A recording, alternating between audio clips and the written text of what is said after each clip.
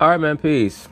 You know, brothers, over the course of last NBA season, it became increasingly apparent to me that the Boston Celtics would be a viable opponent to the Golden State Warriors. And if you brothers remember, Golden State played Boston very early in the season last year, and they had a huge lead. Boston came back and eventually won the game down the stretch. And after that game, Steve Kerr and Steph Curry stated that they believed that they would be facing the Boston Celtics in the finals. And that was a rather unbelievable assertion for them to make unless you understand that greatness recognizes greatness right away. A team like Golden State with so much championship pedigree and experience knows when they're facing a level of opposition that also exudes that championship quality, whether it be stamina, mental durability, heart, talent on the court, so on and so forth, toughness. And they saw it in that game in Boston last year. And then they had a rematch in Golden State where Steph Curry and Kyrie Irving had a shootout. So it was very obvious to me over the course of last season that the best finals would be Golden State versus Boston or Houston versus Boston. Houston versus Boston also had two very compelling matchups in last year's NBA regular season. So I think that for the benefit of the NBA, they're certainly going to try to make this Golden State versus Boston Celtics finals matchup come to fruition. I'm saying all this because Danny Ainge has announced that Kyrie Irving and Gordon Hayward are relatively fully healthy coming into camp. So of course they're going to talk about it and I'm going to chime in. Good news out of Beantown. The Celtics fully loaded and ready to go. Both Gordon Hayward, Kyrie Irving are full speed at C's training camp. Let's not forget, they got to the Eastern Conference Finals without them. With that being said, Max Kellerman, are the Celtics a legit threat to the Warriors? Yep. I agree. I think that the Celtics are certainly a legit threat to the Warriors. I think that the Celtics are also a very legit threat to themselves as well. I'm hearing way too much out of their camp. Terry Rozier and Jason Tatum and Jaylen Brown just running their mouths. And they're looking as forward to competing with one another in training camp and in the preseason and in practice as they are facing other teams. And it's going to be very interesting to see what type of carryover that has into the season, where there are going to be players arguing over minutes. There's no doubt about that in my mind. They have a glut of perimeter players. They have a glut of wings. And they're going to have to trade at least one of those guys before the next NBA regular season is over, before they hit the trading deadline. They're going to have to move one of those guys. I have no doubt about it. They made the conference finals, as you said, without Gordon Hayward or Kyrie Irving. Kyrie Irving, one thing you got to say, he's a proven champion. Yes, he was playing with LeBron James, but that was an outgunned team, and partly because of Kyrie's exploits in the finals in Game 7. LeBron and company, and Kyrie is his right-hand man, overcame a 73-win team on the road. Now, you have that guy who's capable of playing at, if not MVP, near MVP levels, and is capable of playing at extraordinarily high levels when it matters most. You're adding Gordon Hayward, who played for this coach in college and is an excellent two-way player who can get out in transition, doesn't need the ball to be effective, but can score the whole thing and is a reliable defender. You're adding those two pieces to a team whose offense... Yo, Stephen A. Smith is looking at Max Kellerman like Max is a reptilian or something. What's going on? It could be centered on Jason Tatum, as good as he is. Not to mention Brown and Horford, who showed what he can do in the playoffs. This team is as talented as any in the league. Yes. Sometimes you have an excess of riches, and it can stop you from getting to where you need to go. I think that that's going to be the only thing that may stop the Celtics from getting to the finals. They just have a little bit too much talent. They may have to package a couple of those wings for some big man help. It would not shock me if Danny Ainge gets on the phone and considers packaging a Gordon Hayward and a Jaylen Brown and a first-round draft pick in an attempt to secure a big-time big man, particularly Anthony Davis. Do I think that that will be enough? No, I do not, but I'm sure that Danny Ainge is going to try. And is a threat to any team and every team, including the Warriors. 3 weeks ago, I said this, and you said I was off my rocker. No. You told me, oh my God, you said to me, what are you talking about? There's no match for the Golden State Warriors. You're wasting your time. I said, yo, do you see this Boston Celtics roster? These are my words. Are you You attacked me. You sat up there and said you asked me what I was smoking. That's what you did. And now you're sitting up here saying these things? I said, Look at how Molly Karam and Max Kellerman are looking at one another. It's very obvious to me that they're starting to notice the same thing about Stephen A. Smith that I've been noticing. And that's the brother clearly is not getting enough sleep. Because he's been making up arguments, he's been making up counter arguments, he's been concocting false memories, false statements. I don't even remember Max Kellerman making the statement that Stephen A. Smith is attributing to him. Said Kyrie is coming back. Gordon Hayward's Thinking about a caller on his radio show. Excuse me, no. I'm thinking about Max Whitey. Kellerman. Whitey called Trust me, I would not confuse you with a call on my radio show. What radio show is that, by the way? It's the Stephen A. Smith Show, national syndicated radio show, by the way. You know what I'm saying? I just want to let you know. But the point that I'm trying to make to you is, this is what I've been saying.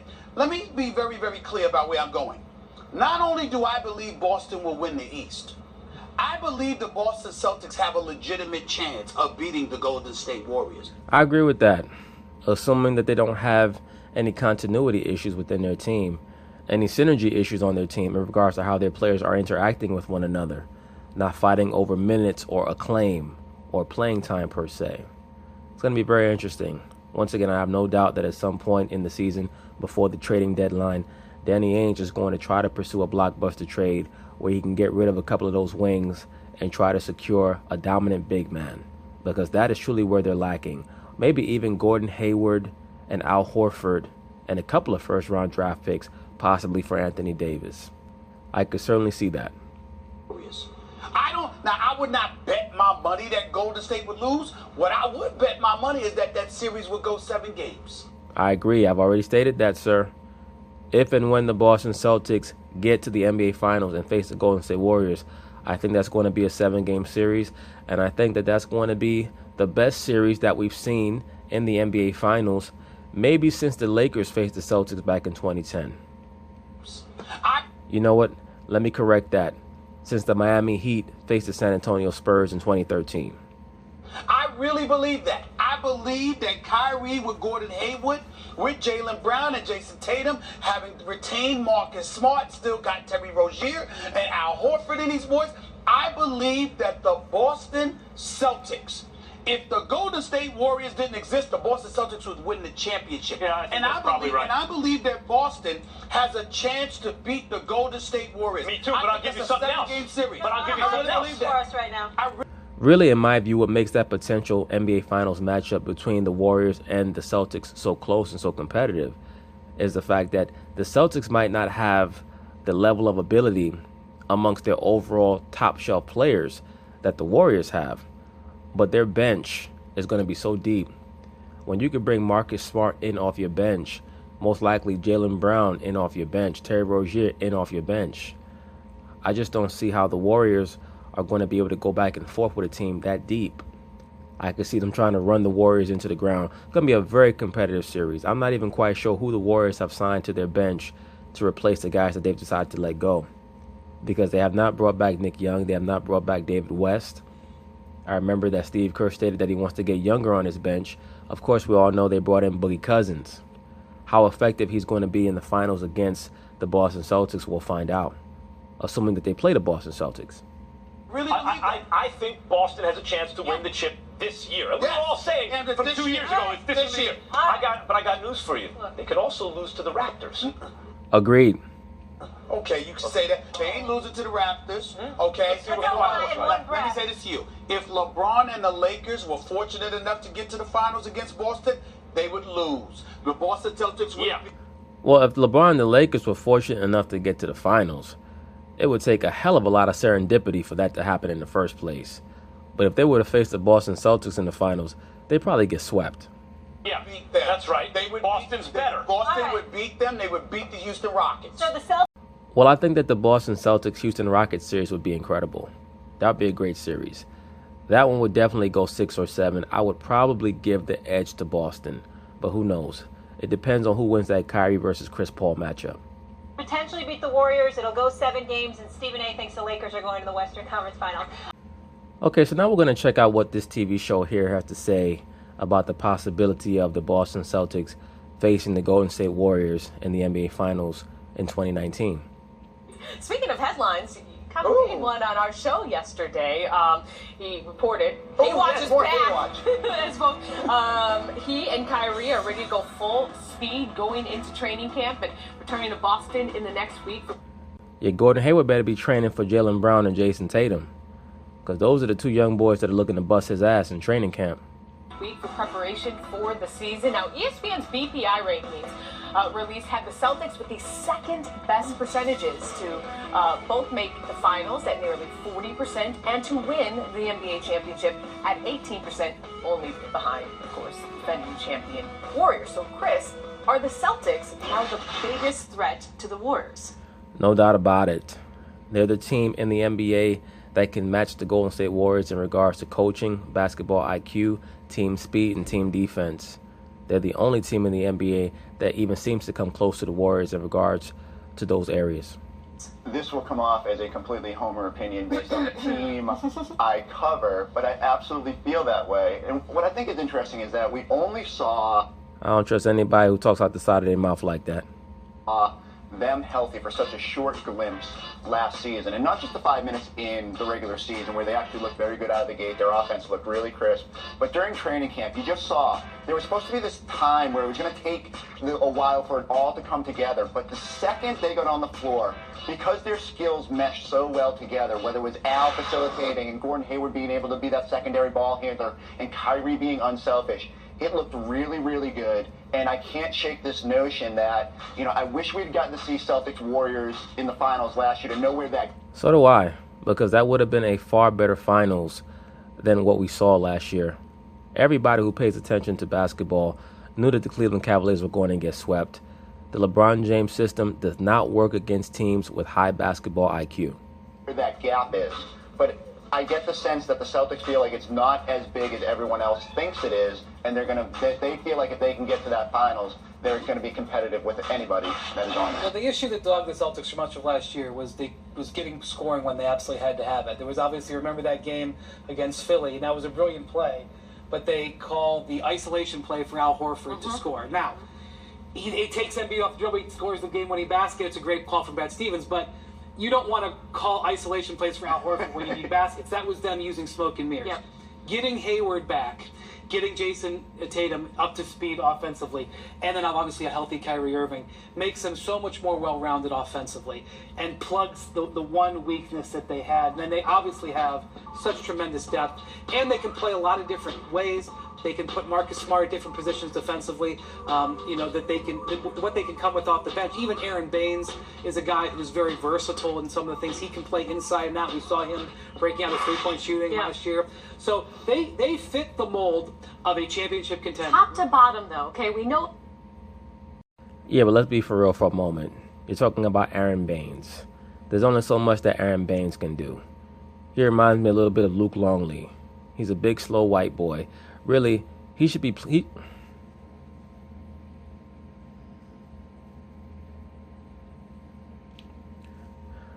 should be coming off the bench for them. Their one weakness right now is at the center position.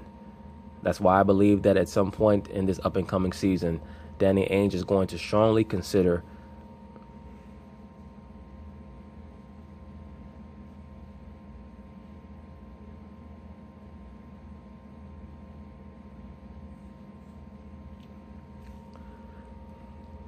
Right, but let's be for real for a second. You mentioned Aaron Baines. Aaron Baines is a backup center. He's not a starter on a championship level team unless the rest of your starting lineup has names like Kevin Durant and Steph Curry. I just don't believe that he's going to bring what's needed against a team that now can go big, like a Golden State Warrior team when you bring a DeMarcus Boogie Cousins off the bench. Do you really believe that Aaron Baines is going to be able to hold his own against DeMarcus Cousins, even coming back from an Achilles tear? I just don't see that. That's why, once again, I believe that Boston is going to pursue a trade where they can unload maybe one of their wing guys and an Al Horford, a first-round draft pick. They're going to pursue it. I don't know if it's going to go through, but they're going to try for it. If they have to take this current lineup to the NBA Finals and face Golden State, of course you'll live with that. But they do have one glaring weakness on their team, and that's at the center position, because Al Horford is not a real center. We know that at the top, the Warriors have better talent. I mean, it's just KD, Steph alone. But top to bottom, Celtics deeper? You just say that. The depth helps, but in the playoffs, you need to be the top 6, top 7 that are there. But I think the Celtics feel like they're there. And then on top of that, the depth that the Celtics have is not frivolous depth. Like Marcus Smart and Jaylen Brown, assuming that he doesn't start, as well as the Morris twin that's on their team, these guys are legit players. Like, they're not bench players. They can start on a lot of teams. So should they face the Warriors in the finals, they can legitimately go 8 deep on their team. That's why I'm saying the Warriors are going to have to figure out who they're going to bring onto this squad. Now, of course, the Warriors have Iguodala, they have Livingston, they're going to have Cousins, but they're going to need a couple of other guys. Just looking at the Celtics lineup, because those guys are full of vitality, very young, and they're wet behind the ears. Even though they're wet behind the ears, they're still going to come into the finals, assuming that they get there bright-eyed and bushy-tailed. They're going to be very, very fervent. So the Warriors have to be prepared. And I'm sure that Steve Kerr is looking at them as an opponent with a lot of potential because they're so well coached. You know, you can roll out guys, like you said, there's so much versatility, so much both on defense and offense, that they just really profile as a team that should be a title contender. And that's Brad Stevens at the end of last season says, you know, we were great defensively, the number 1 defense in the league, but our offense ranked 17th. You're not going to win a title like that. But you look at how good they could be offensively, and all of a sudden... Well, you're not going to win a title like that against the Golden State Warriors. Now, their offense was 17th in the league. They got to Game 7 of the Eastern Conference Finals. But let's keep in mind, they were without their most potent offensive weapon, that being Kyrie Irving. So even though they were 17th in the league in offense, they really brought into the playoffs a team that most likely would have been somewhere around 24 or 25 in the league in offense because they had no Kyrie. They have the profile of a champion. But they will say this: they're going to have to fight to win it, because I believe 3 of the 5 best teams are in the East. For all we talk about how the East isn't talented, 3 of the 5 best teams. In my view, name 5 real quick. In my view, Philadelphia, Toronto, and Boston are in the top 5 with Golden State and Houston. But Golden State are 1-2, and Houston 1-2. Well, we could argue that, but but my point. I'm not quite sure if I could put Philadelphia that high right now. I mean, let's be for real. They lost in 5 to a Boston Celtics team with no Kyrie and no Gordon Hayward. They have to show me a lot. I'm not quite sure if they're as good as New Orleans, to be quite frank with you. If we were to put the Philadelphia 76ers into the Western Conference, could you say without a doubt that they're better than OKC, that they're better than, hell, even the Lakers? I'm not quite sure about that. I'm not going to put a crown on them quite yet. My point is, if you're going to win the East, you're going to have done something. Absolutely. Just because we see the West having more depth doesn't mean. So I'm not necessarily handing the Celtics the East, but if they do get out of it, I do believe that they have a fighting chance. Well, get ready, because Celtics training camp opens September 26th. It's coming. It's coming. I'm not in a hurry. Why are you in a hurry? I'm in a hurry. Let us enjoy the offseason. Speaking of, Yes, I'm looking forward to it. I want to see how things go down in the Celtics training camp, because that training camp is certainly going to be a war of attrition. There are going to be so many guys going at one another. Even Terry Rozier is going to be trying to go at Kyrie Irving for whatever reason. He's going to get his ass busted, but he's going to try to go at Kyrie because he really believes that he can start for that team. And I guess that's a good thing. But teams like that are not meant to last for the duration. I remember that Houston Rockets team in the mid-'90s when they had Sam Cassell and Kenny Smith and Vernon Maxwell. They had to break those guys up because they all wanted more playing time. Mario Elie, all those guys, they all wanted to start. So I see the same issue rearing its ugly head with the Boston Celtics. But anyway, peace.